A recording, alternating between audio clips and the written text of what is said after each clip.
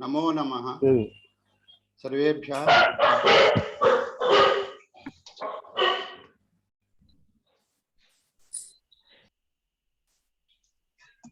I will mute all. Thank you. So today is the fourth day of our 5-day lectures on Dharma Sutras in Mahabharata by Dr. K. Nagaraja Rao garu. We had a very good sessions. The last 3 sessions very interactive. A lot of people have participated and given their opinions, and in fact the time was very short for those discussions, so we had to cut short. Now today I think we will have more time for that. We'll definitely spend more time on this. First we'll start with Vande Mataram, and then we'll have Prarthana, then we'll proceed. So request all to mute their mics, then stand up and sing Vande Mataram. All wordings you should know, all words you know while singing. Thank you.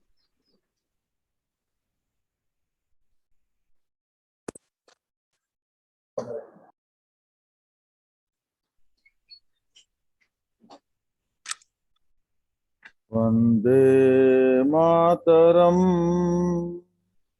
Vande Mataram, Sujalam Sufalam, Malayajasi Talam, Sasya Syamalam Mataram, Vande Mataram. Suprajyosna pulakitayamini pullakusumita drumadala sobhini suhasini sumadhura bhashini sukhadam varadam mataram vande mataram vande mataram. Namaskar.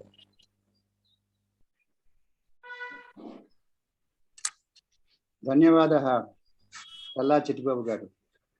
We have another day of beautiful starting. Oh, thank you, sir. Dhanyavadaha once again. Let's have Prarthana from Vasundhara Mahodaya. Namaskara Sarvebhyaha. Omkaram 3 times, and after that 1 minute dhyanam.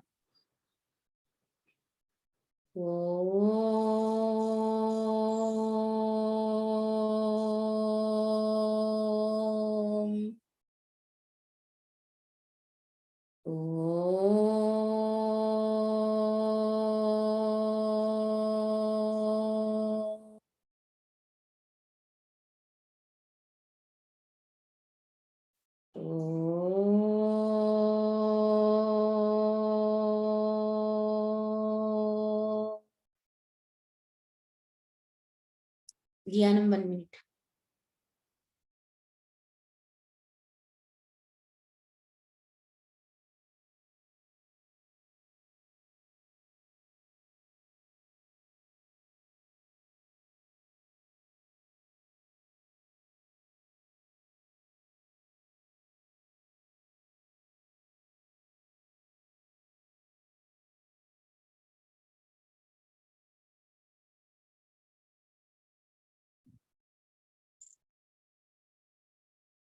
Om Suklam Baradharam Vishnum Sesivarnam Chaturbhujam Prasanna Dhyayet Sarva Vignopasantaye Saraswati Namastubhyam Varade Kamarupine Vidyam Karishyami Siddhir Bhavatu Me Sada Saradindu Samakare Parabrahmaswarupine Vasara Pitha Nilaye Saraswati Namostute Asato ma sadgamaya tamaso ma jyotirgamaya mrutyorma amrutangamaya Om Shanti Shanti Shanti. Matrudevo Bhava Pitrudevo Bhava Acharya Devo Bhava Atithi Devo Bhava. Om Shanti Shanti Shanti. Om Gurur Brahma Gurur Vishnu Gurur Devo Maheswara Guru Sakshat Param Brahma Tasmai Sri Gurave Namaha.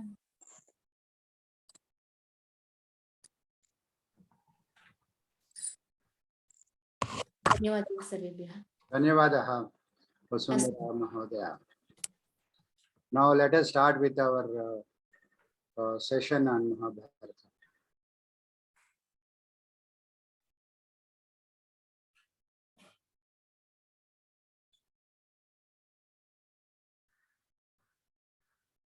Shall I start, sir? Please, sir. Yes. Shuklambaradharam Vishnum Shashivarnam Chaturbhujam Prasannavadanam Dhyaye Sarvavighnopashantaye Sadasiva Samarambham Shankaracharya Madhyamam Asmadacharya Paryantam Vande Guru Paramparam. Good morning to all of you. Today is the 4th class in the sessions of Mahabharata. Mahabharata, to be frank, cannot be understood in 4 days or 5 days period, because this is a huge and voluminous grantha. And you believe it or not, when Veda and Mahaganapati, these two persons sat together and wrote this entire text, it took for them 3 years. Veda imagining and designing the entire concept of Mahabharata in his mind, and he was continuously telling, and Ganapati was continuously writing. I think you must be knowing a little what is called, some concepts are also there in it. What is called some difficult situations also there in this while writing the Mahabharata. Just I will be narrating. Thing is that when Vedavyasa wanted to write the entire Mahabharata, he conceived the idea of Mahabharata in his mind, and he wanted to put it on paper.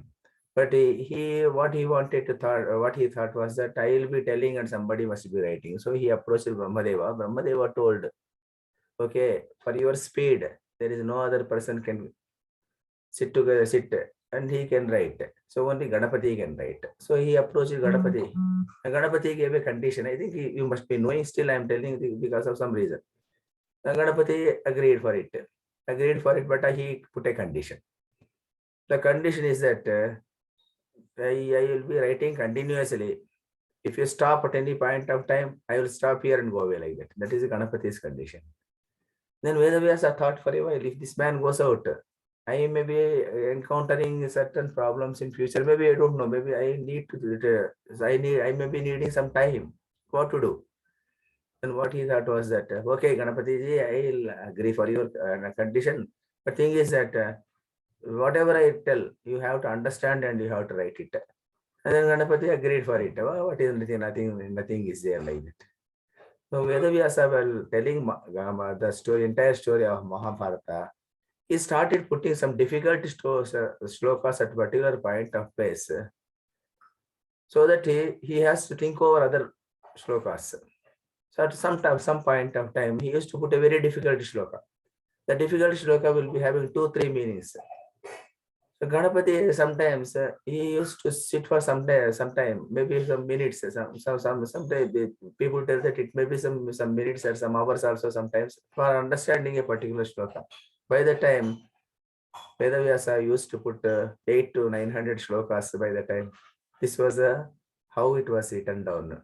That particular shlokas are 8,800 there in Mahabharata. The 8,800 shlokas are called Grantha Grandhis. So now also they are called. And each person, I have seen translations for many of these things. Each person will be translating in his own way. That is the difficulty. So it is difficult to understand this Grantha Grandhis. Leaving Grantha Grandhis apart, even understanding Mahabharata, That is through 3 years they wrote like that and completed Mahabharata. And you believe it or not, when it was translated first in English, the entire text of Mahabharata was translated in somewhere in 1883. It was translated by Kesari Ganguly, one gentleman of Bengal, I believe. He translated. For translation, he took 13 years. Translation itself is 13 years he took there for translating the entire Mahabharata. That was the hugeness of Mahabharata. So anyway, 4 days, 5 days we are having in the 5 days period. We are trying to understand at least some concepts here. And more than story, what is more important is what is the concept here? What is to be understood from that particular story? And this is it. So let us today also, as usual, and the Mahabharata, each story is a case study. So what I propose to do is that I would like to start with a story only. The story. Request, sir. Hello. Request ఒక అభ్యర్థన. చెప్పండి sir. అసలు ఒక brief గా 18 పర్వాల్లో ఏ పర్వంలో ఏముంటుందో అనేది కూడా ఒకసారి టచ్ చేస్తే బాగుంటుందేమో అని. అందుకు చాలా మందికి అవగాహన ఉందని నాకు ఉందా లేదా అని అనుమానం. ఎన్ని పర్వాలు ఉన్నాయి, అన్ని పర్వం ఏ పర్వంలో ఏం చెప్పబడింది,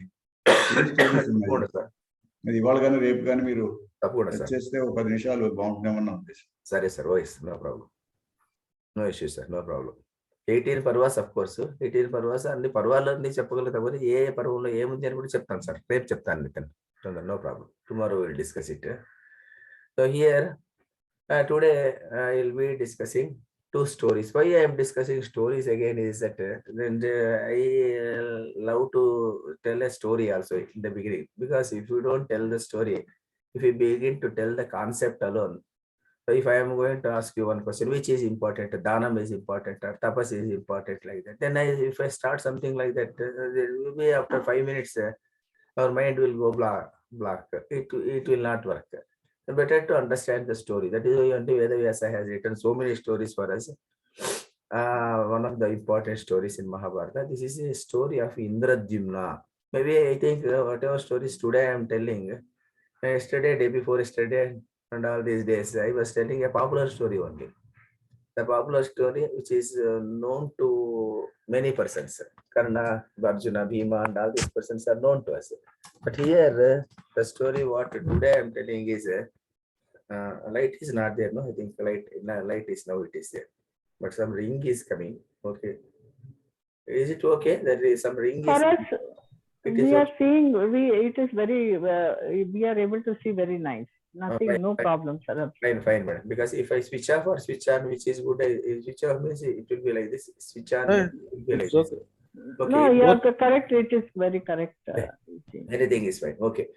The story of Indradyumna, and I think must be some persons, at least some 2 to 3% of the people must be knowing it definitely. గజేంద్రుడిలా జన్మించిన Indradyumna Maharaj. Indradyumna Maharaj. What is his story? That is who is Indradyumna and how he was. And Gajendra story I am not touching today. And I am touching the story of only pure Indradyumna story. Only Indradyumna in his previous birth of Gajendra, before he has born as Gajendra. No? Prior to that, what was his state of affairs? That was the thing. So Indradyumna is highly interesting from the perspective of understanding the concept of what is heaven, what is punyam, what are the limitations of heaven. These are the things are there in this particular story. It is a popular story. It is there in Mahabharata. It is there, and also it is there in Bhagavad Gita also, Bhagavatam also it is there. And it is a good case study for discussing this Varga, Moksha, Punyam, Papam, all these things. For understanding this is a very good story. And this story is there in Vanaparva of Mahabharata. Vanaparva of Mahabharata is Vanaparva is a parva where all Pandavas were there in exile for 13 years, no? 12 years and plus 1 year. No? The 12 years of exile they spent in Vana. Vana means it is a forest they were spending. In Telugu books we are having Aranya Parvam, written partly by Erra Pragada and partly by Tikkana. And this is in Sanskrit, it is called Vanaparva. Vanaparva written by Veda Samskruti, of course. Here, where Pandavas were wandering here and there, they were in exile. At the time, all the time they were thinking about their difficulties, how they were exiled, how they were deceived by the Kauravas. Like that they were there. At the time, there are some rishis used to come to them, give them some types of stories, give them some stories, console them, and they used to go away. Like that, we are having one Markandeya Maharshi. Markandeya Maharshi story itself is a big story again. Anyway, that we are not discussing because of the lack of time. The Markandeya Maharshi came there, and he narrated at least Manaparva, at least half of the stories are told by Markandeya Maharshi only. So he was telling many stories. He was telling each story, the principle that is there, the niti that is there in each story he was telling. At that time, Dharmaraja asked him, Mahanbhava, you are there. You have been there in this planet. Maybe for the last, so many pralayas you have seen. Pralaya happens once in 4 yugas, so that is there. You have seen so many pralayas also you have seen. And you have survived. You are the only person who survived in this planet. Is there any person in the world who is elder to you? That is how he asked. At the time, Markandeya tells Dharmaraja, I know one person's name. That person is actually that person's story I will be narrating. He is a Dravidian king. His name is Indradyumna. He was very popular Pandyan king. And he is a famous devotee of Lord Vishnu. I was also not knowing about him initially. Subsequently, through him only I came to know his story. And I will be telling his interesting story. I will be telling it to you. Like that, he started telling the story. And once upon a time, there lived a Dravidian king by name Indradyumna, and he was ruling the Pandyan dynasty. Pandya kings, we know, no? Pandya kings, who are there in history books will be coming across these Pandya kings. Pandya king, he is also one of the Pandya kings. The history of Pandya kings was such a great history. Indradyumna time onwards, they were there. So this Indradyumna, he did a lot of Punya Karyams, Yagnas, Yagas, and all these things was continuously doing. Every day there was yajna in his house. Every day there was something was there, some ritual was there in his house. He was liberally donating whatever he is having to each and every person. Whoever that comes, he used to give. Whoever that comes, he used to distribute dhanam. By virtue of his merit, what happened is that he was sent to heaven after his death. When he went to heaven, he was spending thousands and thousands of years in heaven because his merit was so great. Punyam was so great. Suddenly what happened is that on one stage of time, Lord Indra came to him. Oh Rajarshi, your merits are coming to an end. And so many years you are there here. I have not seen any person who was sitting in heaven for so many number of years, but you are here. But for you also, the punyam is getting exhausted by today. When punyam is exhausted, what you have to do is that you have to go back to earth only. And again, you have to do karmas. And again, you have to achieve merits. And then only you are eligible for Swarga. Right now, your eligibility for Swarga has ceased.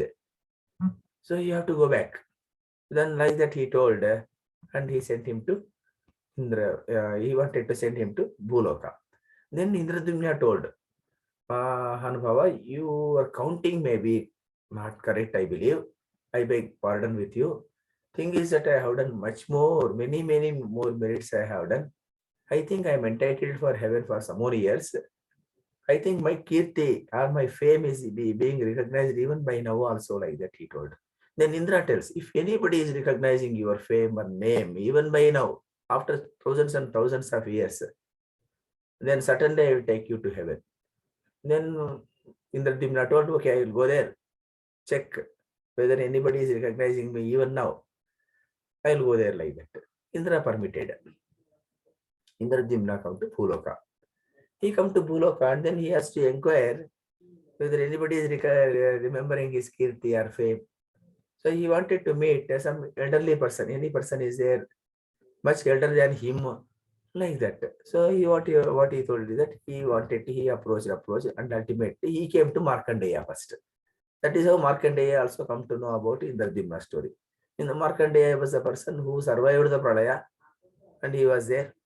So he went there, And he asked Markandeya, Mahanubhava, have you heard the name of Indrajimna? Markandeya told, O king, I always do meditation only, devotion, and I will be wandering from one place to other place. And I don't have even a house also. I sleep on the shades of the trees. So I can't recognize you. That is, he told. Then of course, he told, but I know one person. That one person is there. He is an owl. The name I could not recollect immediately. There is an owl. Pravara Karna. Pravara Karna. There is one owl is there. That owl is elder to me. That owl may be knowing about you because I have survived the pralaya and I have lived on this planet for so many number of years. But this owl is much more elder to me. Maybe let us go there. Then he met Indrajimna. What he did, he assumed the form of a horse and took Markandeya also to Himalayas, where that owl is staying. They went there, and then he told with the owl, "Oh owl, I am Indrajimna, the king of Pandyan dynasty. Have you heard my name?" Like that. Then he told, "I too don't remember your name, but there is one person elder to me. That elder person is a crane. The crane is Nadi Jangama. That person is there. That is there in Indra, very near to Indrajimna lake. There is one lake by name Indrajimna lake is there. Definitely it is there. It is a crane is there near to that place. Let us go to that place." He met Indrajimna. What he took both Markandeya, Baba Karna, and they reached Nadi Jangama. One place they went there. Nadi Jangha. They went there. And then he told, "I am Indrajimna. Have you heard my name?" Like that. Then he told, "I too don't know. There is a tortoise much elder to me. Let us go there." The story is like this now because the people for build up some sort of inquisitiveness, these characters are introduced. Then they told, there is one person, tortoise is there. The tortoise will go there like that. They go to the tortoise, which was living near Indrajimna lake. And then somebody called aloud, Markandeya called aloud, "Oh tortoise, here is a king, one person has come here from Indraloka. His name is Indrajimna. Have you heard of his name?" Like that. Immediately the tortoise came out with tears in its eyes. "Oh, how can I forget his name?" Like that. And he is a person, that Indrajimna is a person, is a very, very great king who lived upon this earth. That man was giving millions and millions of cows to all the people, needy people, doing yajnas and yagas and all these things. When all the cows were standing here in this particular place, the hoofs will be there, no? Gittal ontam, Telugulo we call it as gittal, hoof, H-O-O-F, hoof. With the hoofs, they were actually drilling the ground. By virtue of drilling the ground, a lake has been formed here. And the lake, continuously there is everlasting water is there. In this water, this is called Indrajimna lake. Even by now also, it is not evaporated. If it is evaporated, his kirti has gone. It is still there. I am living in this particular Indrajimna lake for long. I am there, like that it told. Then immediately Indra's chariot appeared there. The chariot appeared there. Indra asked, "Oh Mahanubhava, your kirti is famous there. Even now also in the Bhuloka. I will take you to heaven," like that. Then Markandeya, this Indrajimna told, "Okay, I agree." And then he again went back, Markandeya and also Pravarakarna, Nadi Jangama, all those respective places he left. And then he went out with Indraloka, Indra to Indraloka. This is the story of this particular gentleman. But here, this is the story aspect is over. So now the tortoise finished telling, a chariot came, all this is over. Then what is the component of this story? What is the component of this story here? Then here, there are 2-3 things are there here in this particular story. The important thing is that once here, according to Hindu philosophical thought, heaven is there, no heaven. So that is Swargaloka. It is higher abode with lots of pleasure and full of happiness. Heaven is ruled by Indra. And persons who perform yajnas and yagas and also do a lot of charities. They believe to come to the place of this particular place. They live as long as their fame and name are being heard in Bhuloka. Once that is done, once the punya gets over, they have to come back to Bhuloka only. That is why Bhagavad Gita, we come across a particular sentence. Chine punye martyalokam vishanti. Like that it comes. Chine punye martyalokam vishanti. That is a popular dictum in Bhagavad Gita.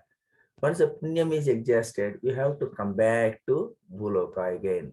And we have to come back to Bhuloka and you have to do again all the karmas you have to perform. And after that, if you attain punyam, you will be going to heaven. If you again attain papam, again you will be going to narakam, only you will be going. This is a concept, please. Because just because you have done great things in this particular planet and this particular birth, doesn't mean that you are going to attain again a good birth in the next birth. It is there, of course, it will be there because the the vasanas will be still there. Even then, once the punyam is exhausted, you are not entitled to sit in heaven. This is the concept we come across. Shrine punya martyalokam vishanti. Even if you want to understand in still much better fashion, it is like a currency. How do you attain the currency of punyam? Currency of punyam you can attain by virtue of doing meritorious deeds. As long as you do great number of meritorious deeds, that is actually dhanam. Dhanam means it is a money.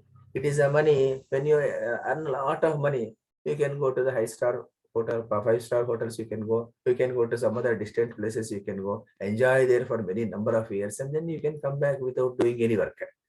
Because if you are having a lot of money. Similarly, if you are having a lot of punyam, if you accumulate, the punyam is exchanged in the punyam, you will be accumulating. It will be an exchange process.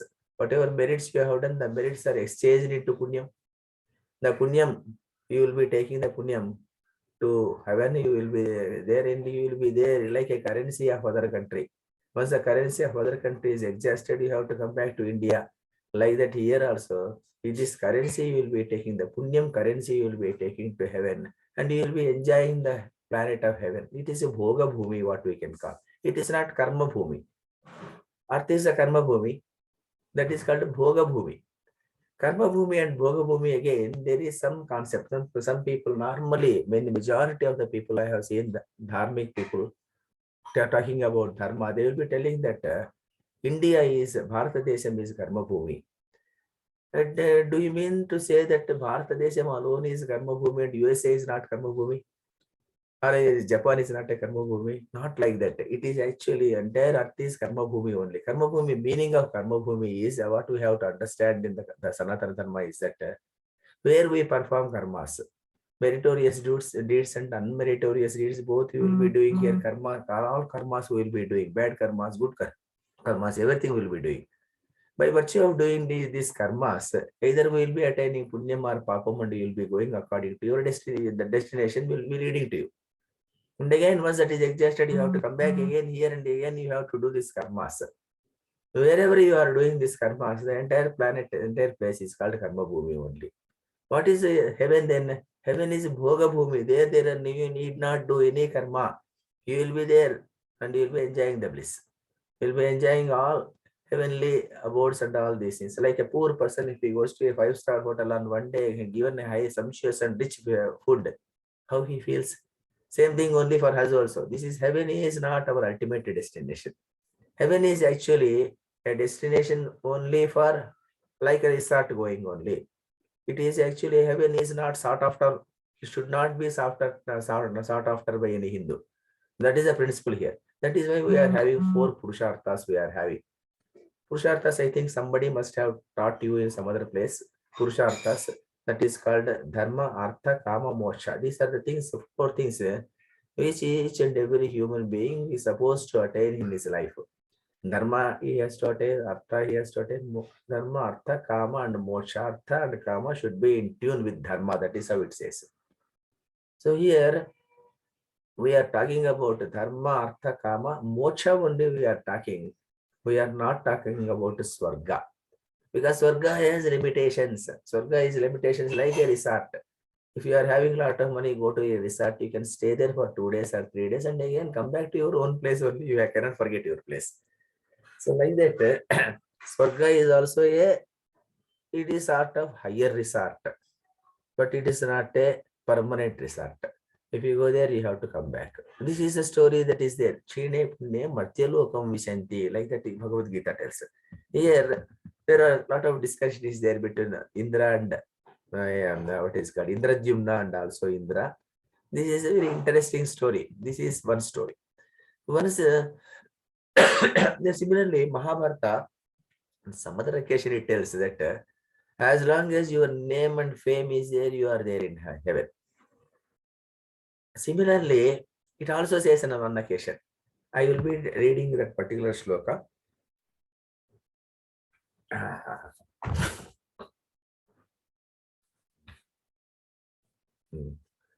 Akirtihi kirtyate loke. Akirtihi kirtyate loke. Yasya bhutasya kasyachit. Akirti, as long as a person's akirti is being told by the persons in the planet, as long as that akirti is being told, so long you need to be there in Narakaloka only. That is also their place. These both are there because it is both positive way it is telling and a negative way it is telling.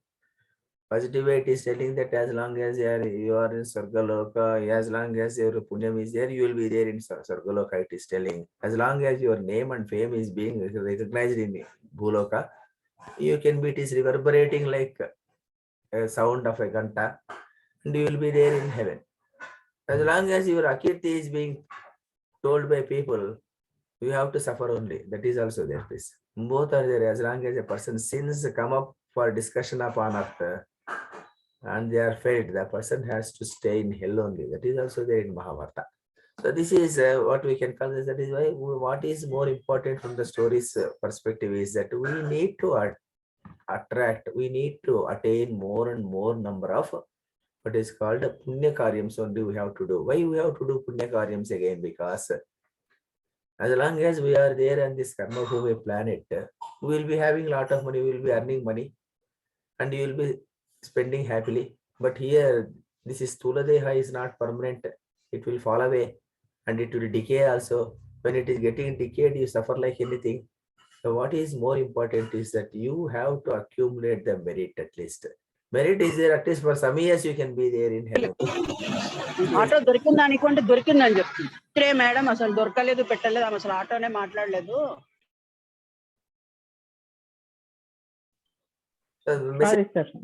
The message of the story is that one should always perform meritorious deeds and shun all the sinful deeds. This is the story. This is the story. Then once the story is over, then that is a shloka. If you want the full shloka also, I can tell you. That is Gita shloka. Chire punya martyalokam vishanti. Where it is, there is in Gita, chapter 9. It is there. That is Tetam bhuktva swargalokam vishalam chine punye martyalokam vishanti. Like that it is there. Tetam bhuktva swargalokam vishalam. Swarga vishala swargaloka, they will be enjoying. Tetam bhuktva. Then Chine Punye Martyalokam Vishanti. It is Gita, Bhagavad Gita, 9th chapter, 21st shloka. It is there. So this all this is, if you read once again, means you will be having a lot of insights into this particular story. And then maybe anyway, when we told this Indrajumna story, and sidelines of the story is that that's Indrajumna lake, where it is there. Anybody knows where it is there? Even now it is there, please. It is one of the Tirtha Yatra destination, even now also. Anybody has seen Indrajumna lake? From the audience space, anybody? Anybody has seen Indrajumna lake?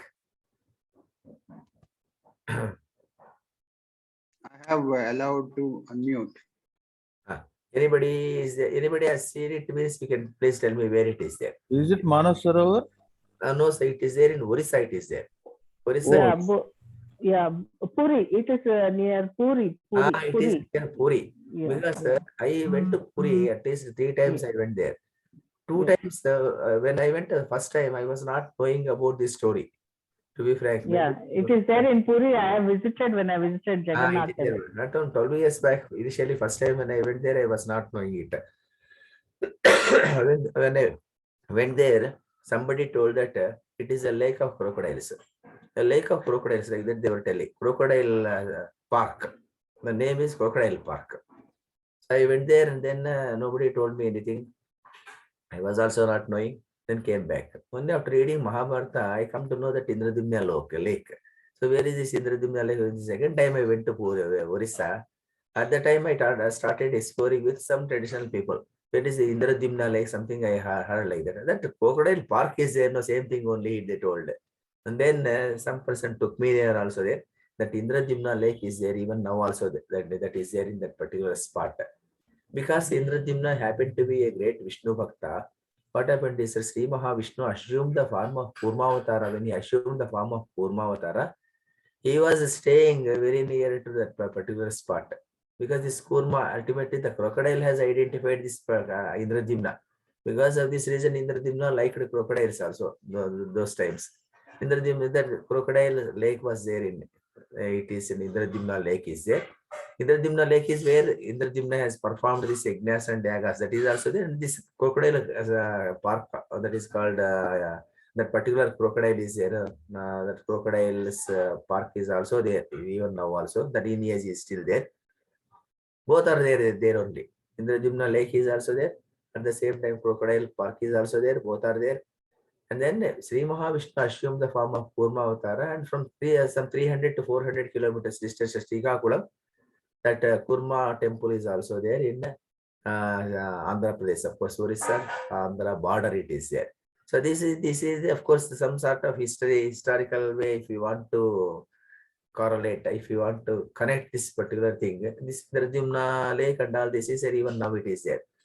And I heard that there are some research is going on to establish the age of that particular crocodile park. And they could not establish because it is going beyond 4,000 years back. And they have to identify. Once it comes into picture, maybe the lake is belonging to say 10,000 years, something of that nature if it comes. Then maybe Indradumna story, happening of this in the Indradumna story and all this is, at least we can just to connect the dots at that point of time. Now, right now, we don't know whether all these things has happened or not. And as Vishalakshi madam or some other person has told in the beginning, this same Indradumna, people tell that this is the person who in the next birth he has born as Gajendra. Gajendra forgotten about Vishnu for many number of years. And then when he was fighting with the crocodile again, at the time what happened is that he suddenly his punyam came into flashed his mind, and he recollected in Vishnu, and he was a great Vishnu Bhakta. Because of this reason, the Vishnu's grace was there for him even in that time also. He remembered Mahavishnu and called aloud, and Mahavishnu came and cut off the head of crocodile. This story also some people tell, but this is not there in Mahabharata. It is not there in Mahabhagavatam, it is there. But Mahabhagavatam, whether this is the same Indradumna or other Indradumna, we don't know. But anyway, Indradumna is a person who again born as Gajendra. Which Indradumna, we don't know. But this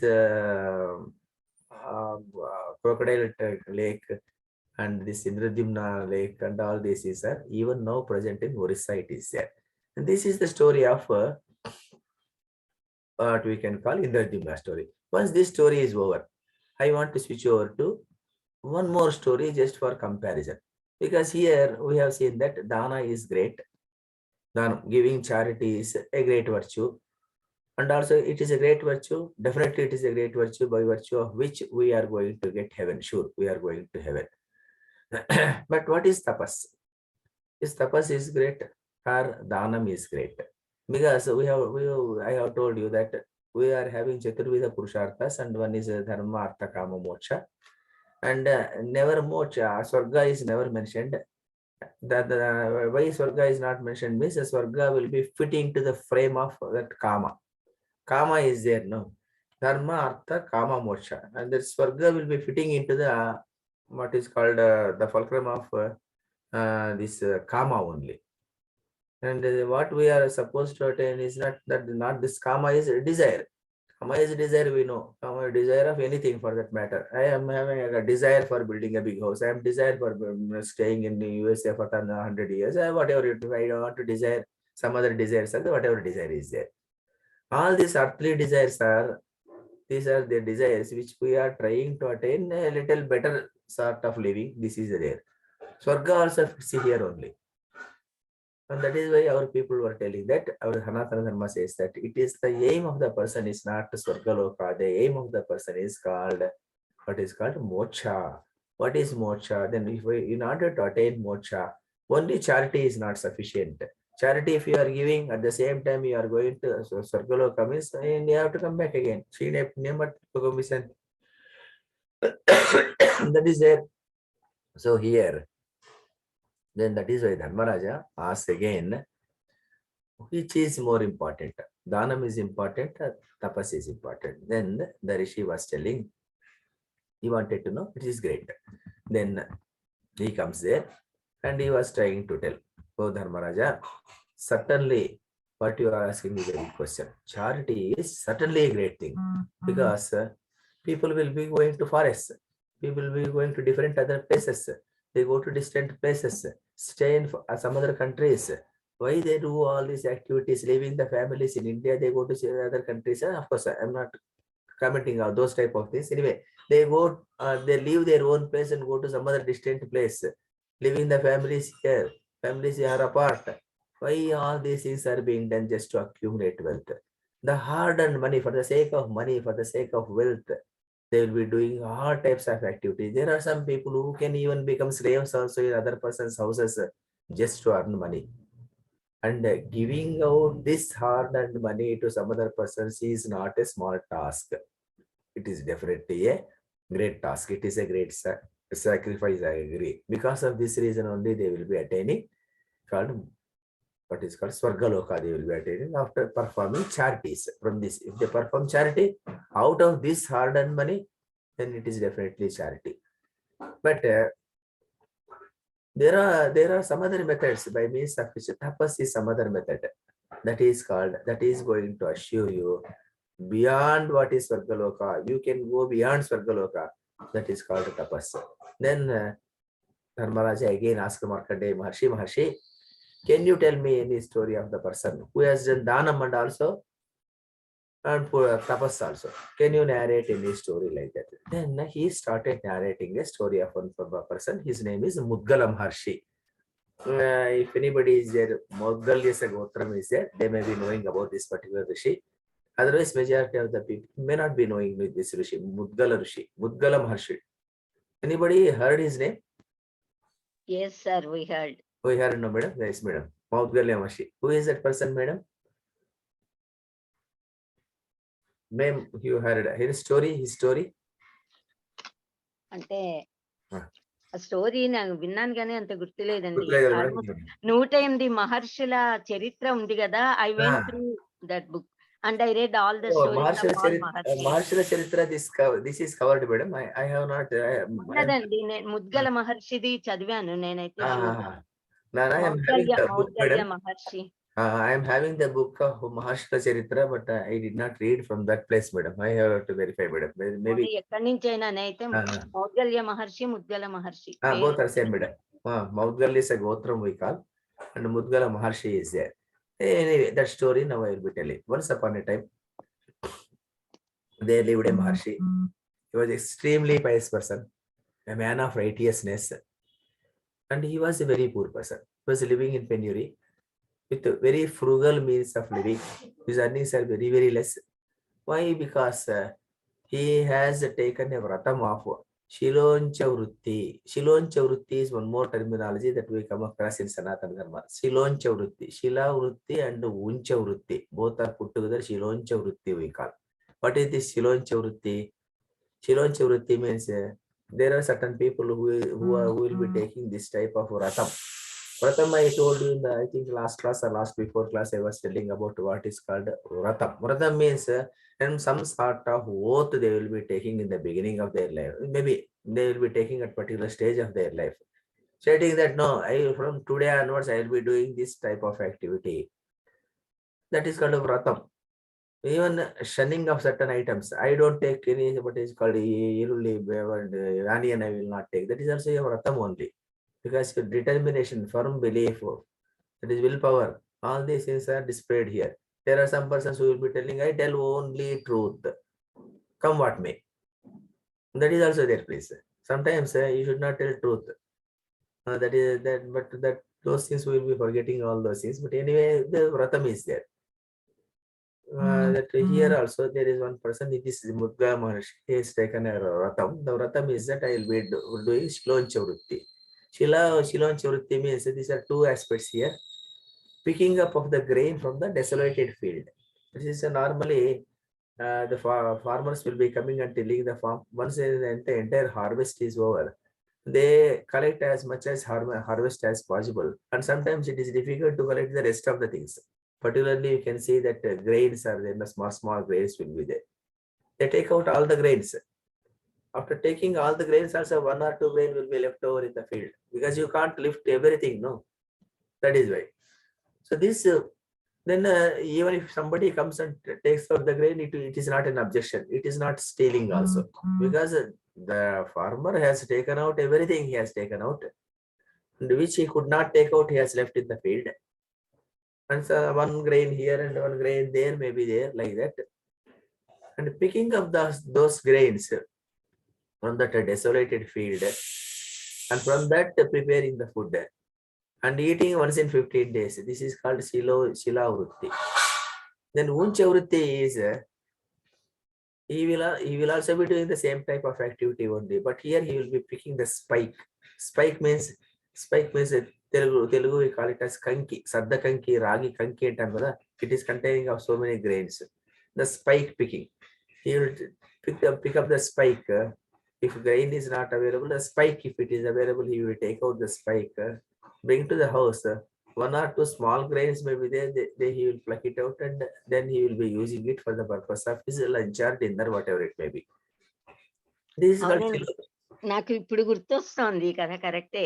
అలా 15 రోజులకు ఒకసారి తినేవారు ఆయన. అలాంటిది 4 సార్లు 5 సార్లు కూడా వచ్చి దానం అడిగితే ఇవి ఇచ్చేసి ఆయన కంటిన్యూస్ గా for months together he maintain fast. అవును, కరెక్టే. ఈ స్టోరీ మా నాన్నగారు చెప్పారు, అది నాకు అవును మేడం, కరెక్ట్ మేడం. ఆ పిల్లలుగా ఉన్నప్పుడు పెద్దవాళ్ళు చెప్పిన స్టోరీలే మేడం మంచి స్టోరీ. మాండవ్య మహర్షి కథ ఒకటి, ముద్గల మహర్షి కథ, ఇవన్నీ మా నాన్నగారు చెప్పారు. అవును మేడం, కరెక్ట్. అవును, you are blessed madam in that way. Correct. Then what happened is that this particular man, he used to bring it one Amavasya day.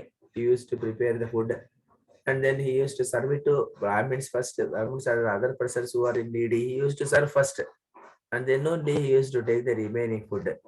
That is his habit. Because Atiti Deva Bhava, that is there, no, you have to give food to some other persons first of all.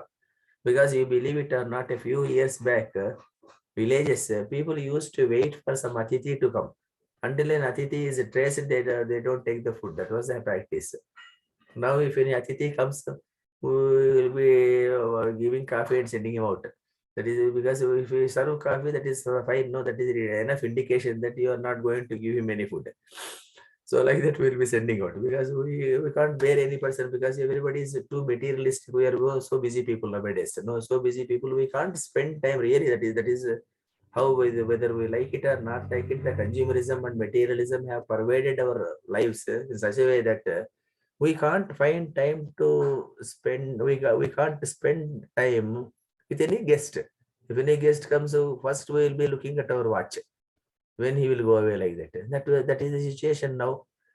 But those days they used to wait for an Atiti, and then after giving Atiti, if Atiti is not there, they used to go there, search for a person, bring him, give him food, and then they used to eat.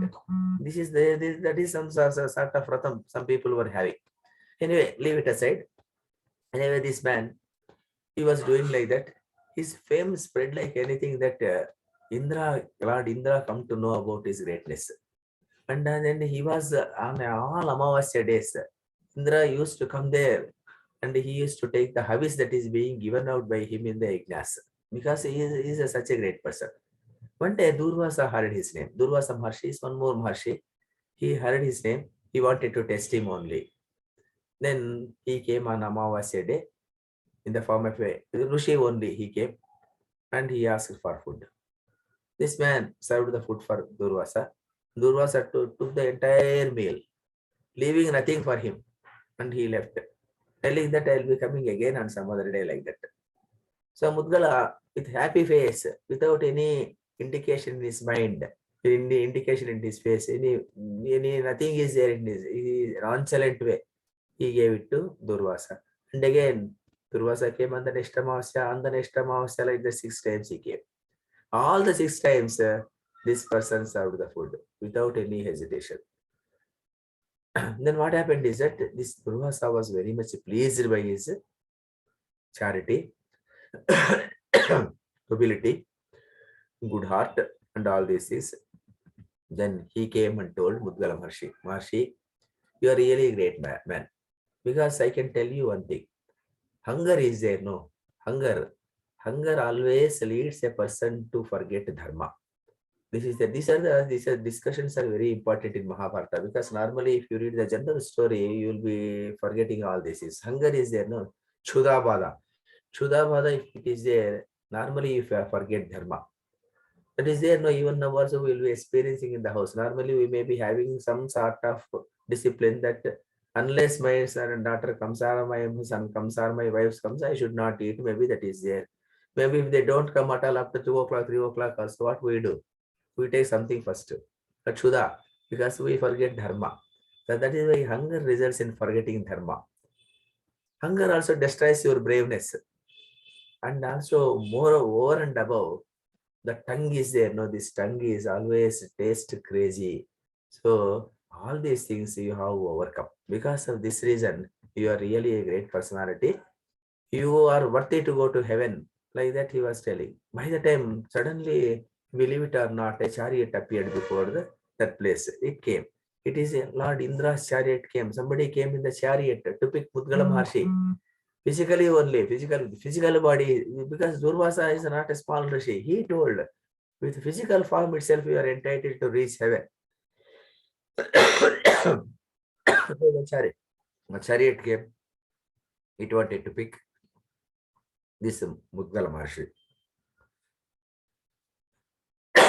1 minute, I will take some water and come, because I have a lot of cold. Because of this reason, this cough is coming. 1 minute, I will come.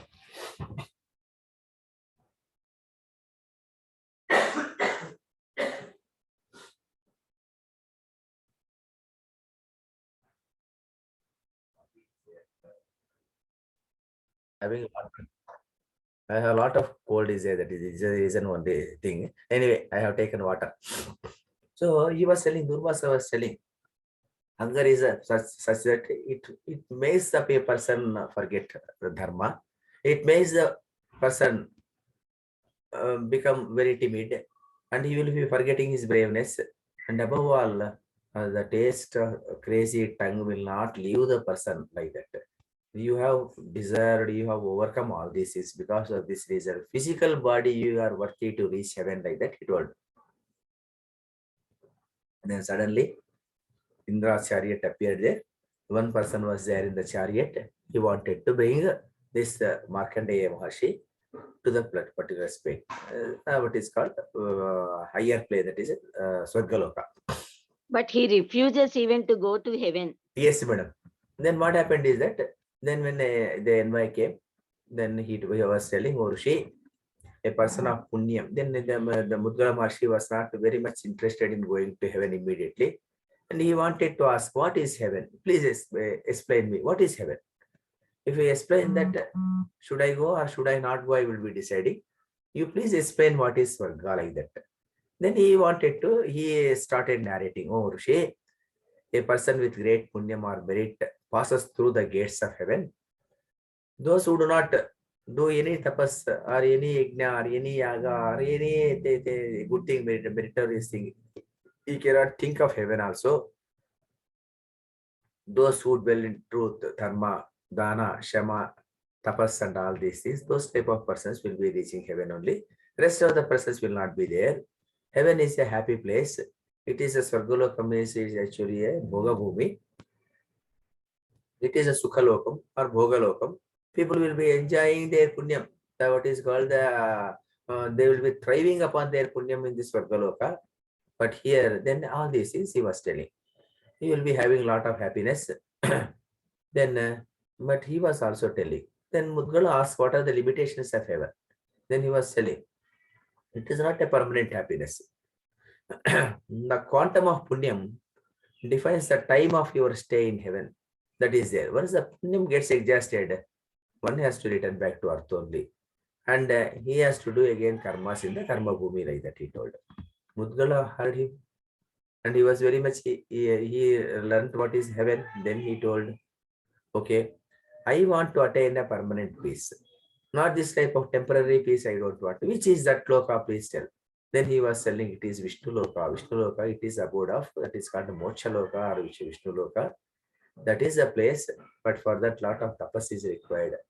Dhanam alone is not sufficient. Dhanam you are doing, lot of dhanam you are doing.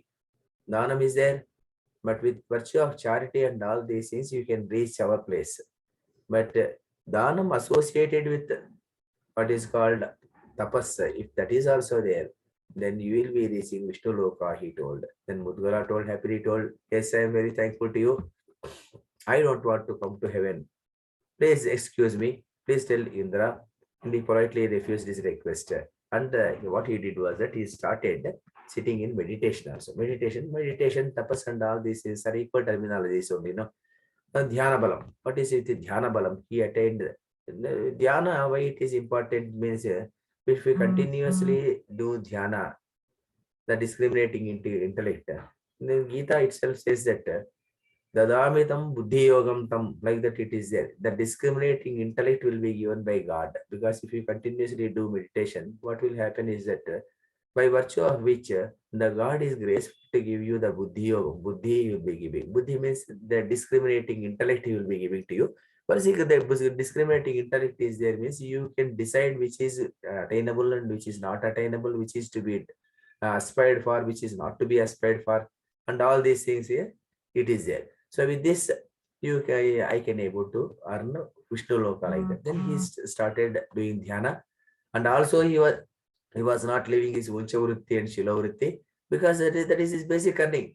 Because Sarira has to be sustained, that is there. Sarira has to be sustained, Dhanam has to be done, and the karmas are to be done.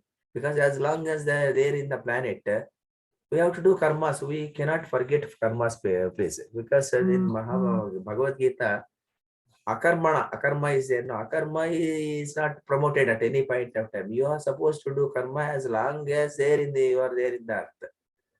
You cannot shun karma.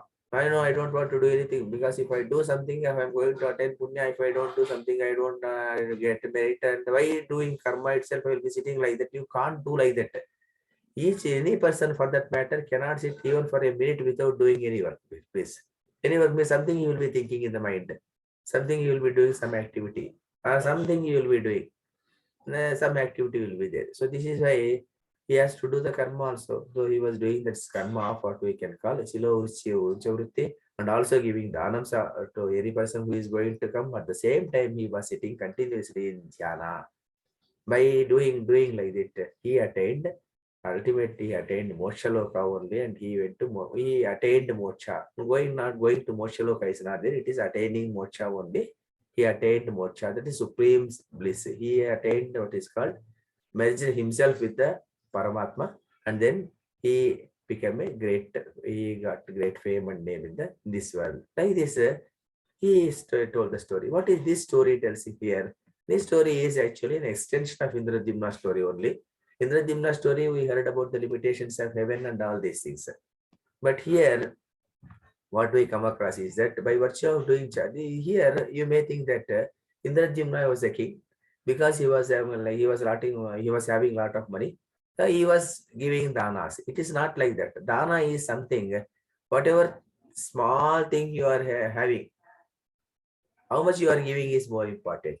That is why there is, I think, one Erich Fromm. I think Erich Fromm is one great German, or I don't know, European person. He's a great scholar. He was telling, who is rich person? He was telling, he is not rich who is having lot much.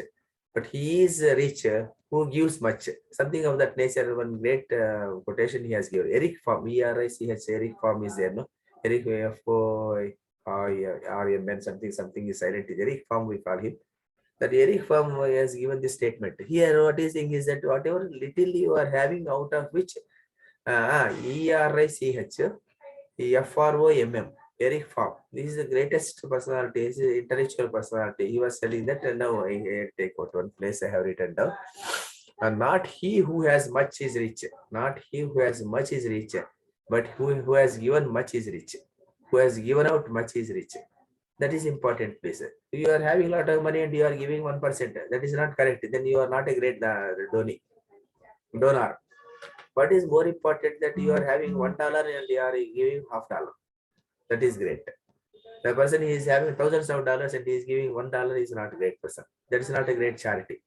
That is why each and every religion, you believe it or not, certain limits. Even Mohammedans also, they are having certain limit is there. This much of amount you have to give as charity, like that.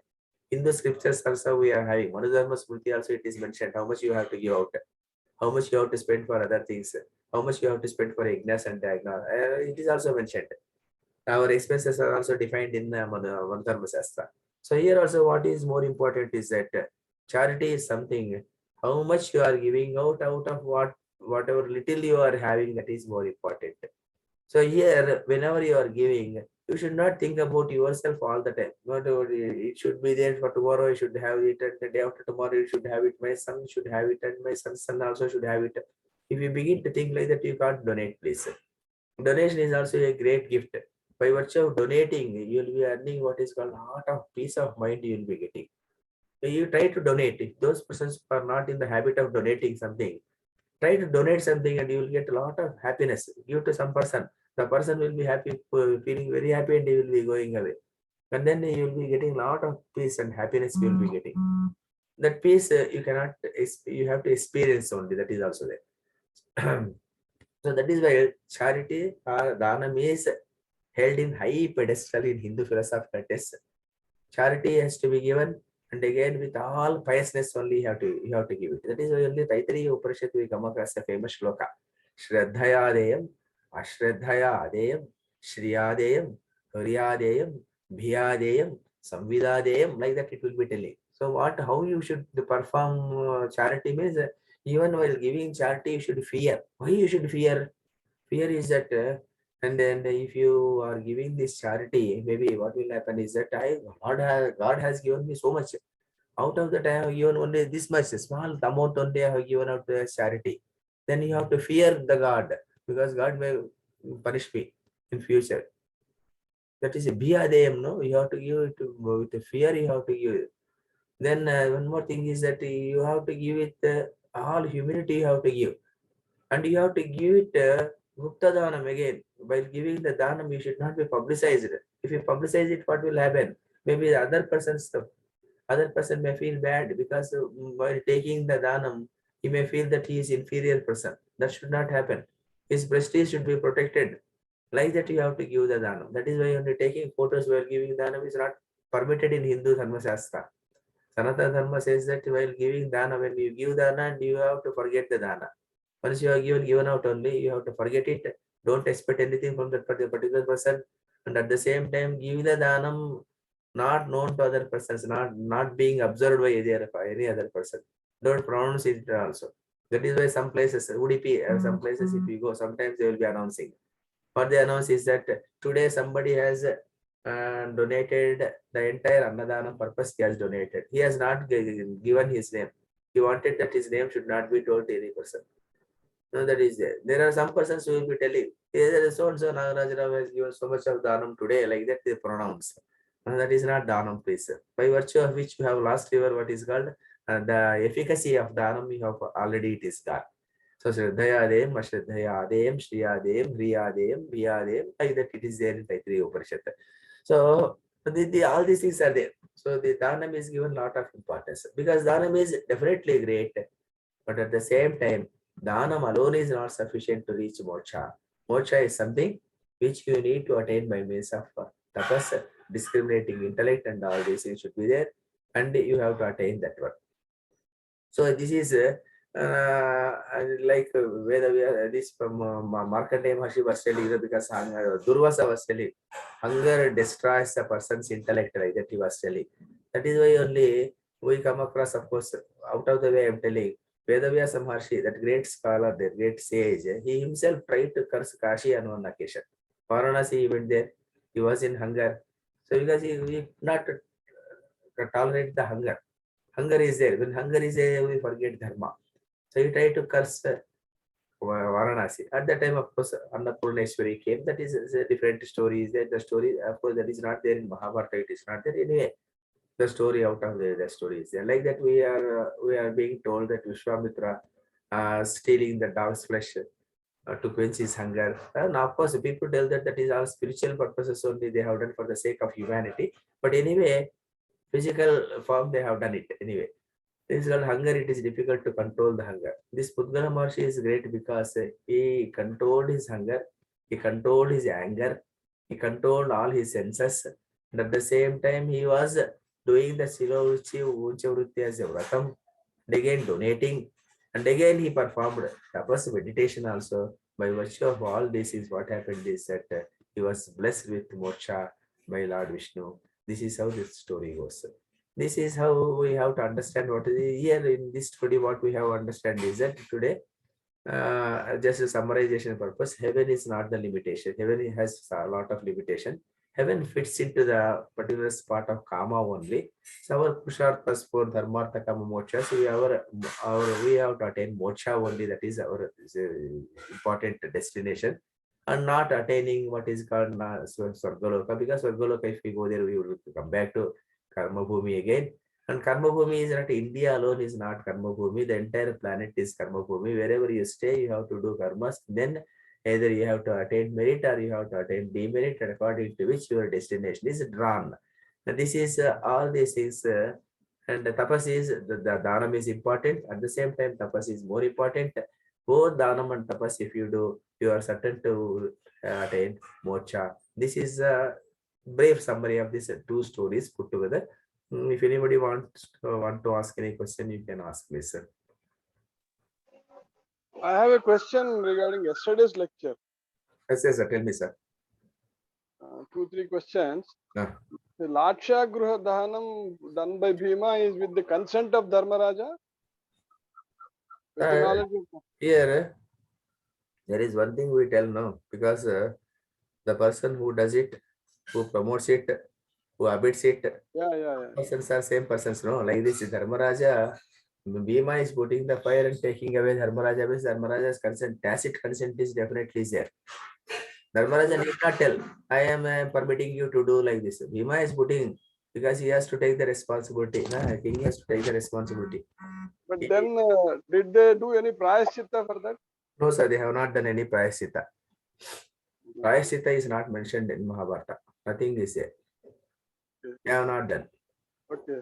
And one more thing is, does Karna know that throughout Mahabharata that he is Amsha of Suryadeva?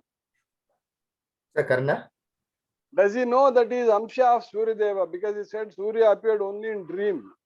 Yes, sir. That is it. Surya appeared in dream only. At no point of time in Mahabharata, Surya coming there and telling that you are my son, it is not there. So Karna also doesn't know. Karna knows it. How he knows it, it is not discussed at any point of time. Only at one place where we come to know this particular story is that Krishna comes there and he will be telling that you are the son of Karna, Karna, you are son of Surya. Then Karna says, I know it. That is the thing. Because when Krishna meets Karna after this Rayabaram, when Rayabaram is over, what happens is that Krishna goes to Karna, he meets him. When he meets Karna, then he tried to tell, because you are the son of Surya only, Kunti's son only, you have to come back to the Pandava side like that. At that time only, Karna tells, I know it. Okay. He knows it, but how he knows it, nowhere it is discussed. Likewise, all these Pandavas also know they are whose Amsha? No, sir, because in the end of Mahabharata, at one particular spot, after the death of all these persons, Krishna tells Dharmaraja that only 3 or 4 persons know about Karna's birth. That is, Bhishma knows about his birth. I know his birth. Like that, he will be telling, sir. Some other person name also he will be telling. Vidura must be knowing his lineage. Like that, he will be telling only 3 names only he will be telling. No other. My question is Dharmaraja, Bhima, they also know their who's They know, Amshas. they don't know, sir. They don't know. If Dharmaraja knows it, because Dharmaraja repentance is going to the extent of 5 chapters in Mahabharata, it is there. Had I know Karna, he is my brother, I Not would about Karna, not about Karna. Dharmaraja knows that he is Amsha of Yamadharmaraja. Karna knows, sir. Karna knows that he is Amsha from the. Not Karna. Dharmaraja's Pandavas also know their Amsha. Pandavas don't know. That is the thing. Pandavas know that their own Amsha they know. Because Pandavas know that Dharmaraja knows that he was the Amsha of Yamadharmaraja. Bhima knows that he is a born of what is called Vayudeva. Because Vayuputra, people will be calling him. Indraputra, people who used to call him Arjuna. So he was answering to them. They know. Their lineage they know. Because at that time it is not, she has revealed to everybody, because it is nothing wrong in those days. Niyoga is not wrong thing. No, the Niyoga is one of the methods of getting progeny. So it is no problem for them at all. No, Kunti gets this boon and she takes Garbha to deliver, or they are just born like that? Kunti? I mean, Kunti, while delivering, she gets that Garbha only, na? I mean, she Yes, becomes pregnant. 10 months she was having that Garbha, and then only she delivered the baby. And one small question about today, you said Ganapati and that some hard slokas. Why should you know the meaning when he's writing? That is because here the conditions are like that, sir. One condition is that Ganapati has put a condition, because I am a busy person, I will be going out. I can't sit for so many number of days. So what he thought is that I will be writing, you will have to tell. Then Veda has to invent some method.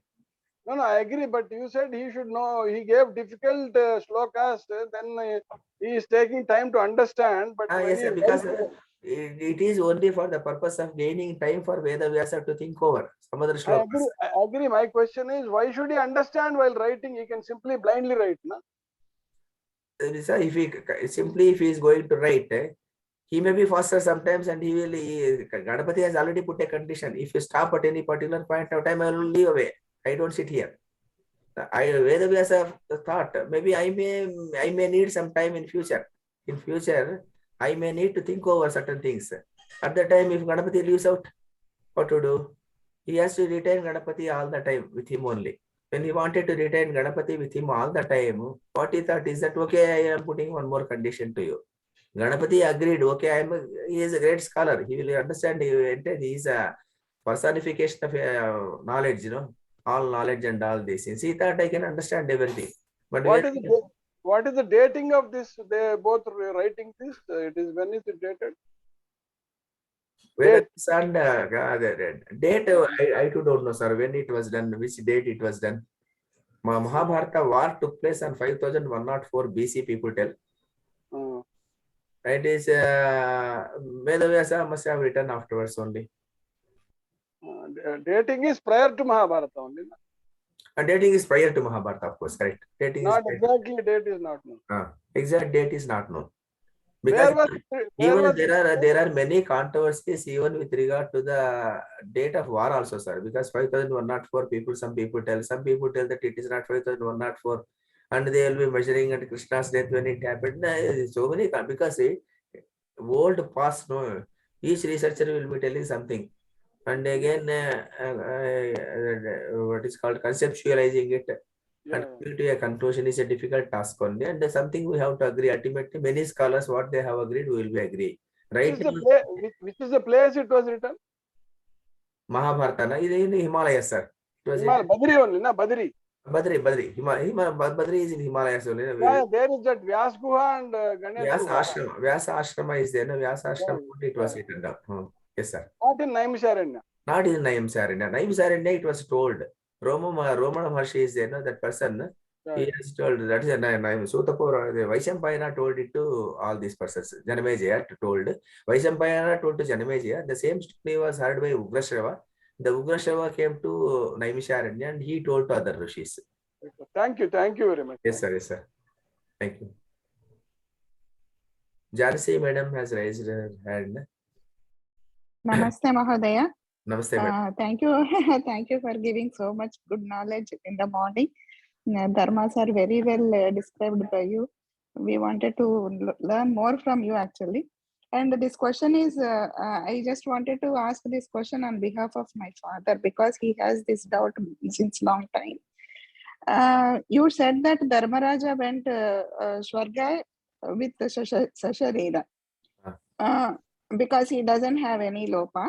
But during the war, he lied to Dronacharya that Aswathama Hataha.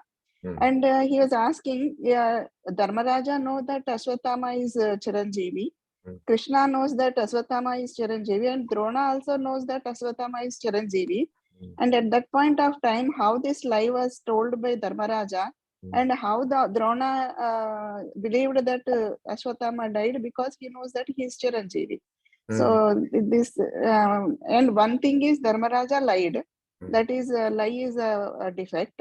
When Krishna told Chiranjeevi died, to utter the Chiranjeevi, he is Aswathama who died, and the Dronacharya who believed that and did the Astra Sannyasa. This conflict of ideas. I mean, he asked me to ask you. Yes, Thank madam. you so much, sir. This is a complicated question also, madam. Question is also complicated. Thing is that I will try to answer as much as I know. Thing is that here Dharmaraja going to with the Sashasharira Swargaloka going is there up to certain point only. Madam, what happened is that when Indra chariot came at the dog episode is over, then Dharmaraja reached to the gates of heaven. That is there. Then Indra tells, with physical body you can't enter. You go and take a bath in the nearby lake. One lake is there. Then you leave the physical body and you will be coming with the Sushma Sarira. You will be entering. You will be coming here. Then I will take you to the heaven like that. He takes him in that way only. He took physical Sarira. He reached the gates of heaven. That is there. He reached up to the gates of heaven and then he went inside. That is there. Even there also, because normally with physical body no person enters into Swargaloka. But there is in Mahabharata itself, there is an episode of Arjuna going to Swargaloka and stayed there for 5 years. That is also there. But there is this type of things sometimes we come across. That is why only all these things are Arthavadas, we will be calling it. We should not go deep into this type of things because Arthavadas is there, no? Because we have to understand it from that perspective only. And anyway, when Arjuna went there, when he was for attaining Pashupatastra, he went. He praised Shiva and Shiva blessed him Pashupatastra. When Pashupatastra was blessed, all other gods came to him. Because Shiva himself has come and given Pashupatastra. Each person was trying to give one astra, Agneya Astra, Varuna Astra, VYV Astra, like that. Each god was giving to him. At the time, Indra thought, instead of giving like this, why don't you take him to Indra Loka, let him be there for some time, and let him learn some other things also. Then he went to Swargaloka, and when all other Pandavas are there in Vanavasa, he stayed there for 5 years in Swargaloka. He was there with physical body, but it is not a permanent thing. So once that is there, he came back. But permanent going to Swargaloka is there. No, that is called once for all leaving the mortal body only. You are supposed to leave there. That is why at the end, Indra will be telling, no, you are not. You will not be taking you the physical body. You take bath, and then he takes bath and he goes to heaven. Like that, the story is. And then with regard to this Ashwatthama story, Madam, Ashwatthama story is that Yudhishthira will not initially tell the what is called this Amruta, that is called untruth. He will not tell, but he will be telling that he argues with Krishna. No, it is not good. I am not supposed to tell like that. He will be arguing. Then Krishna tells, I am telling you, do it. Here one thing is there, madam. Here Krishna is a God, that Dharmaraja knows it. And the God is there, and God is telling something. Then what is there? That is the ultimate God. Is a form of Krishna. Krishna Avatara is a Purna Avatara, what we can call. Purna Avatara means is a very, it is called, it is not as it Vishnu also we can't call him. He is beyond that. It is called Paramatma type. Even Bhagavan, in Bhagavad Gita also we come across. Bhagavan Vacha only will be coming all the time. So he is actually the very God is there. And he is a person who is going to decide which is Dharma and which is Adharma. So when he himself is telling, it is not wrong on my part to tell. Even then also he hesitates and tells Ashwatthama Hataha and Kunjaraha, that aspect he tells. When it is done, what happens is that Dharmaraja is so firm in truth that anybody, even the Dronacharya knows that his son is Chiranjeevi. Even then also, Dharmaraja's truthfulness is much more greater than what is called Ashwatthama's Chiranjeevatvam. Ashwatthama Chiranjeevatvam, it is acceptable. Acceptability is there. At the same time, Dharmaraja's truthfulness is much more greater in those days. That was a greatness. That is why Mahabharata it is discussed. When Mahabharata war was going on, all chariots were running on the field. Mahabharata, Dharmaraja's chariot was running some 2 feet above the ground. It was going because he was so much of what is called Dharmatma. So much of Dharmatma, it was going 2 feet above that particular plane. It was going. It was going. He was fighting like that because his truthfulness is such a great thing. But once this untruth is uttered by Dharmaraja, what happened is that suddenly the Ratha came down to earth and it was going on the earth like that. It is there in Mahabharata. It was going there on the plane. It was going. And even the Dronacharya, even though he knew that his son is a Chiranjeevi, but he could not believe that Dharmaraja can tell untruth. That was the greatness of Dharmaraja. So he believed it. Right. He believed it, and again, what he did was that he did Astra Sannyasa only. So from today, from now onwards, there is no necessity of waging war. I have nobody is there because as long as my son is there, I am here because of him only. When he is not there, what is the purpose of my life? Then he thought like that and he did Astra Sannyasa. Suddenly this Drushtadhyumna came inside and even there are some places it is written down at the end. Of course, Mahabharata, it is in that particular spot, it is not written down. He has gone into deep tapasvika meditation stage and left his mortal body and the chariot itself that is there, and Drushtadhyumna simply cut off his head like that. Also, people will be telling it is not Drushtadhyumna because Drushtadhyumna cutting off the head of Dronacharya is also to be done because it is the boon given by Shiva to Drupada. So because of this reason, he has done like that. So the story is like that because he is the Dronacharya is the avatar of Bruhaspati, no? Bruhaspati avatara. So he has come there. He has come there and he knows that the Ashwatthama, everything is there. In spite of that, this happened, madam. Because shall I add one point here? In the case of Bhishma and Drona, they are suffocated. They are suffocated to do the war. They are in between. They are mixed up in between Dharma and Adharma to help Duryodhana. See, they know very well that they are doing Adharma. They are supporting Adharma. They don't have a reason to stop doing that work. They are searching for a reason.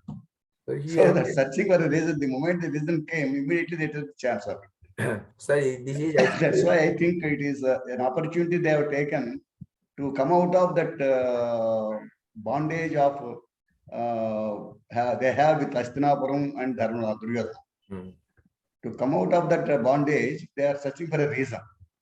The reason Bhishma took is secondary, and Drona took is this life.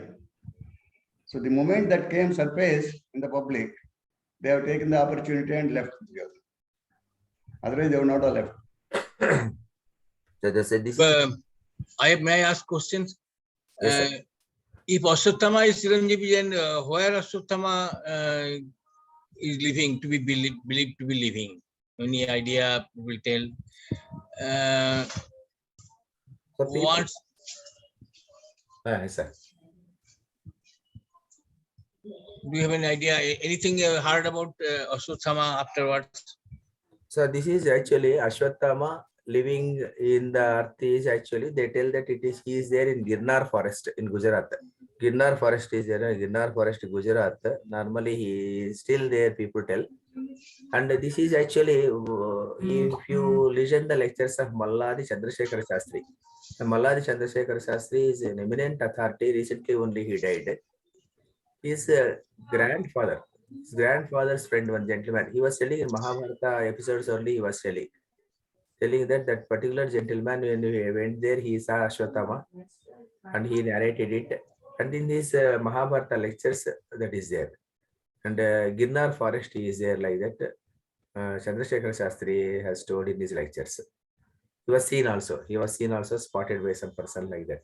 For that matter, Parashurama. Parashurama is also still there in the Parashurama Hilak is there. No? There he is there, people tell.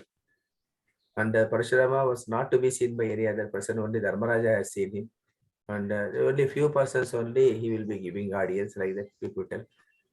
So this is the thing, sir. This is the Ashwatthama. People tell that he is there in Girnar forest of Gujarat.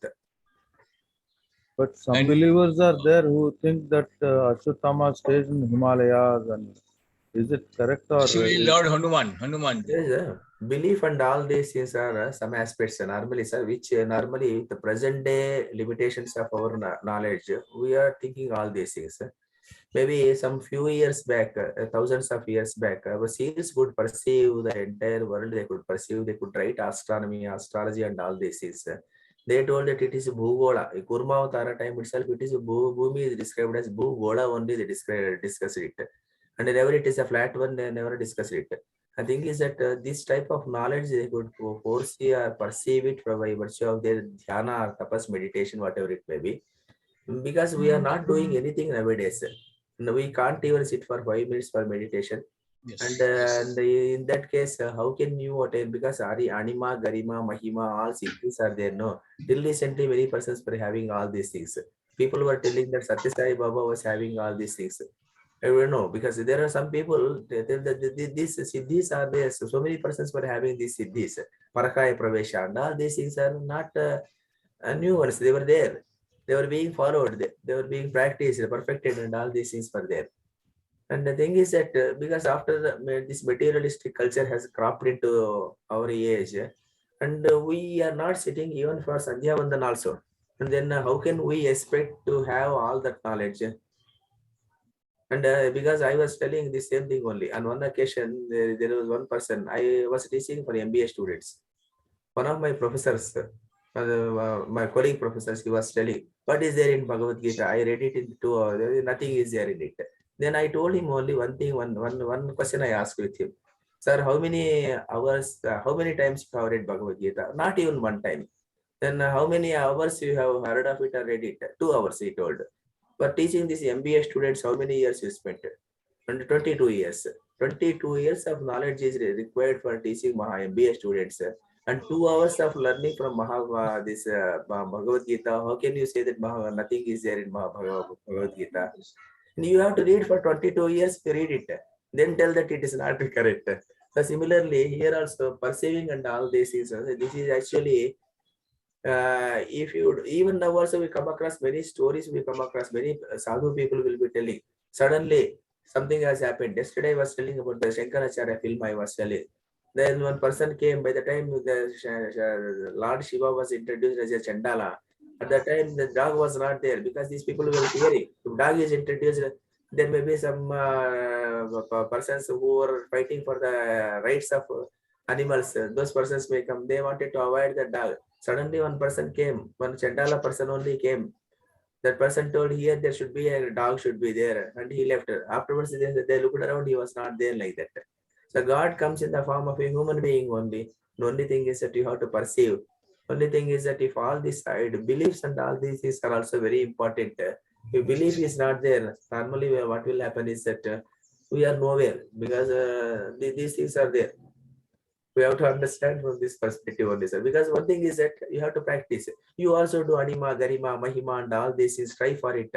Sit there for some years for meditation. And then you comment, nothing happens. And then somebody will agree. But if nothing is done, we are not doing anything. And then Right. without doing anything, if you question the authority of those persons, how can you say that like that? Astras and Shastras are there. Astras and Shastras are there in Ramayana times, is there, Mahabharata times is there. But subsequently, I don't think it is practiced because it has gone.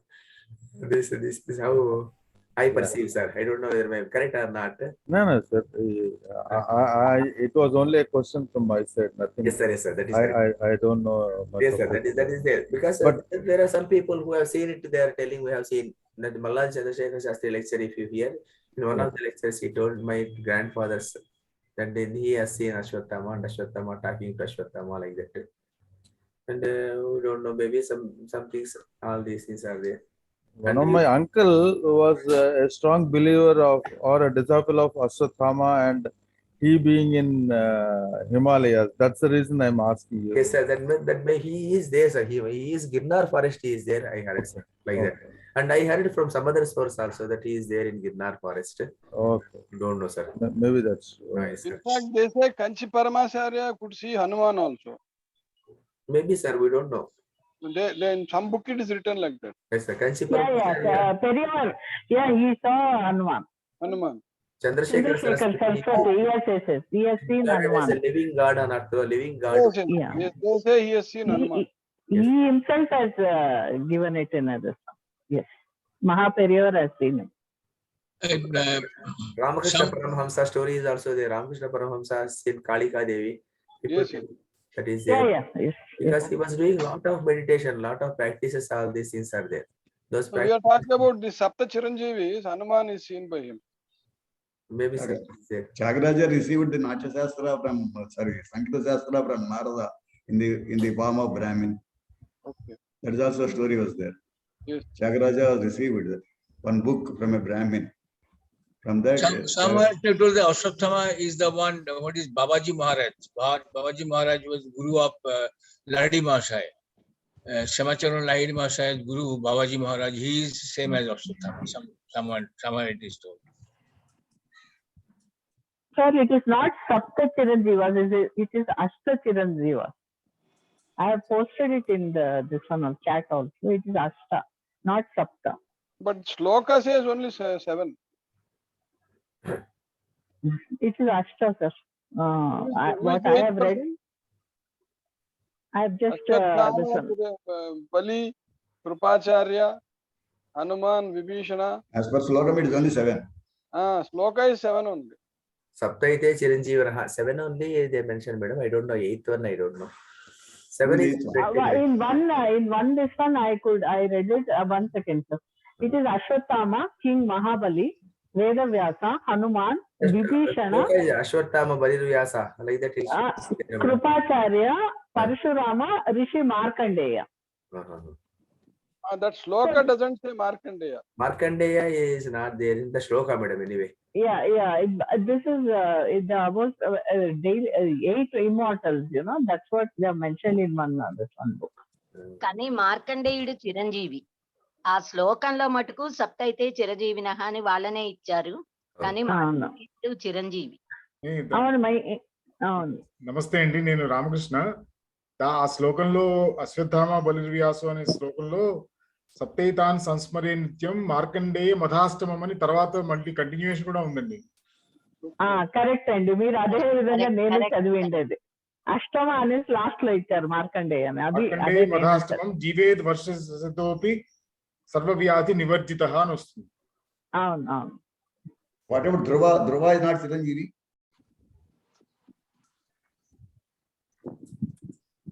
అంటే ధ్రువుడు ధ్రువ నక్షత్ర రూపంలో ఉన్నాడు. నక్షత్రంగా ఉన్నాడు, human form లో. వీళ్ళు 8 మంది కూడా భూమి మీద ఉన్న వాళ్ళు అనమాట. భూమి మీద ఉన్నారు ప్రస్తుతం.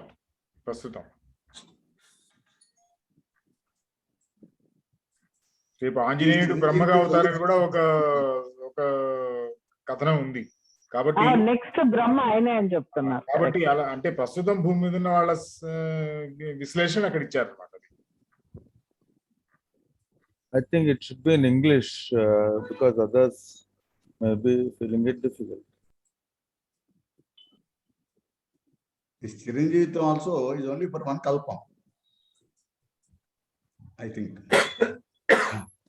Yes, the next kalpa Anjaneya is the Brahma. That's what they're telling us.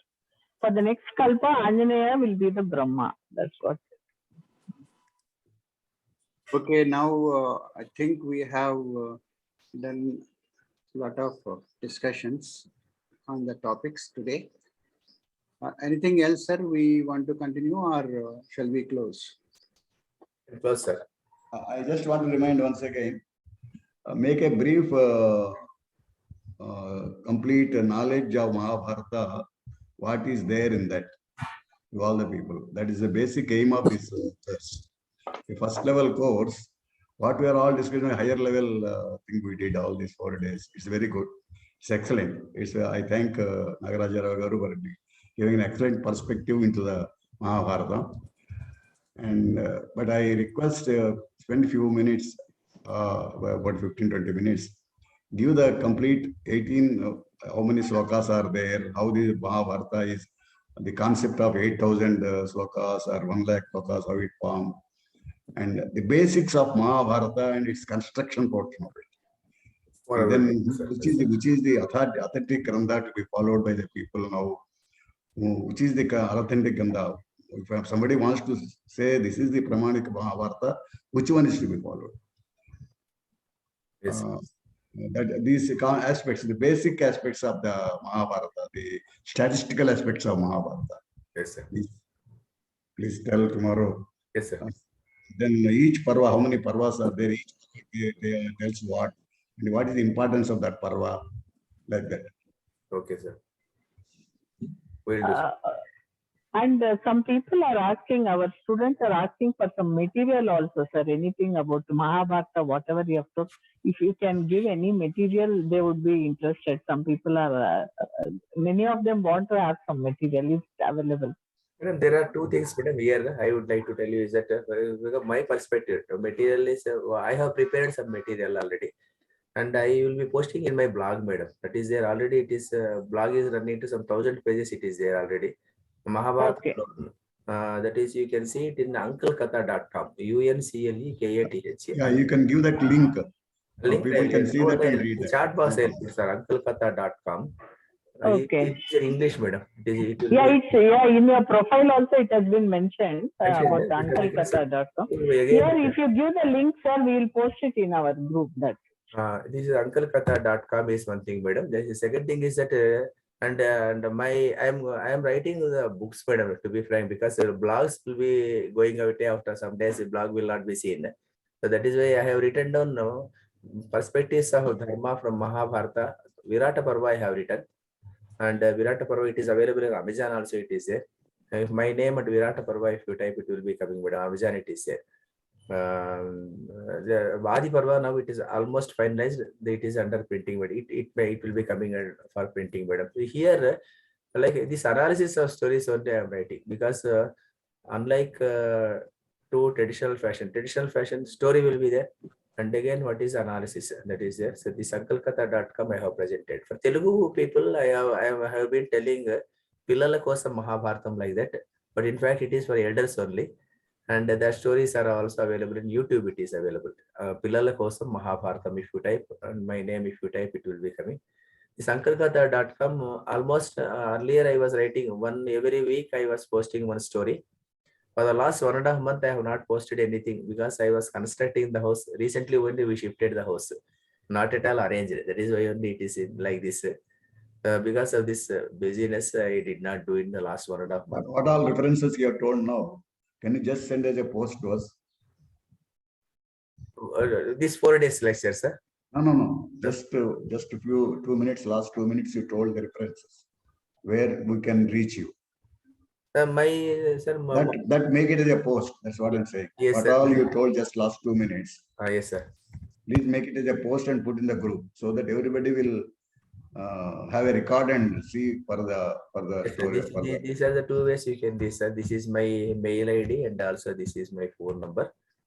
And no, not your phone number. You told that book Virata Parva. Virata Parva I will be posting, sir. Today only I will post. Yeah, all those things. If you just where unclekatha.com, yes, sir, then Virat Parva, and yes, then Pillala Kosam Bharatam, all these things. You yes, make it in the group. It will be a record for the people, and they will, whenever they want to see, they will see. Yes, sir. That can be done. That they can see it, sir. No problem. I'll be posting, sir, today. Because I thought, because whether I should post it or not post it, I don't know. Because if I post it, it is publicizing. No, that I don't want to publicize also. That is the reason why I did not do it. No, we are needing. If people are asking interested to read, I'll put in the. You are not publicizing. You are not publicizing. We are asking you to give them. Yes, sir. I'll be giving, sir. Today only I'll post it, sir. No. Tomorrow we have got the class also. No, one more class. Tomorrow we are having one more class, sir. Tomorrow class, in fact, initially I thought of discussing Dharma Vyadhopakhyanam, because that is it will be discussing many aspects of Dharma. But anyway, today's structure of Mahabharata is there. So I will be trying to do half what is the structure of Mahabharata, and if time permits, I will go to Dharma Vyadhopakhyanam. Dharma Vyadhopakhyanam is a very great episode, of course. We can do it on some other day, sir. Tomorrow I will be discussing the structure of Mahabharata, how it is done, how many people have written it, what are the commentaries that are available. All this is I will be discussing tomorrow. Dhanyavadaha. Dhanyavadaha, sir. Namaskara. Dhanyavadaha, Dr. Nagaraja Rao garu. Now let us have Prarthana and then Janaganamana.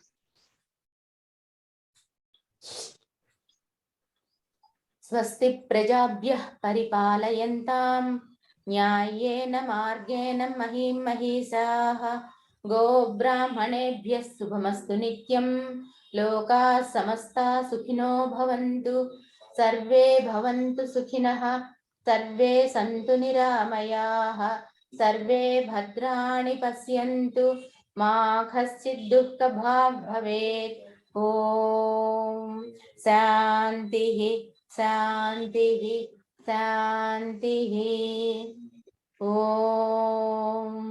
सहना भवतु सहनौ भुनक्तु सह वीर्यं करवावहै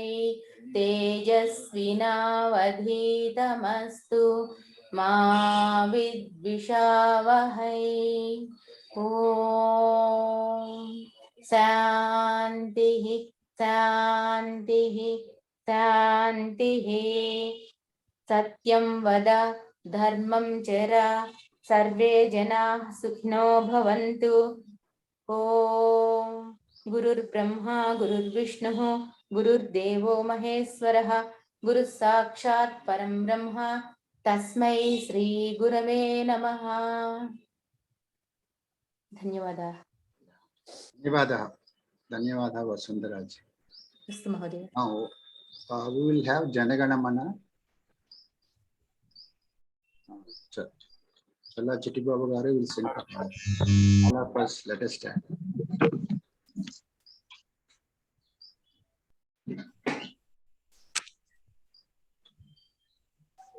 जनगणमन अधिनायक जय हे भारत भाग्य विधाता पंजाब सिंधु गुजरात मराठा द्राविड़ उत्कल बंगा विंध्य हिमाचल यमुना गंगा उज्ज्वल जलधि तरंगा तव शुभ नामे जागे तव शुभ आशीष मांगे गाहे तव जय गाथा जनगण मंगलदायक जय हे भारत भाग्य विधाता जय हे जय हे जय हे जय जय जय जय हे जय हिंद Jai Hind. जय हिंद जय हिंद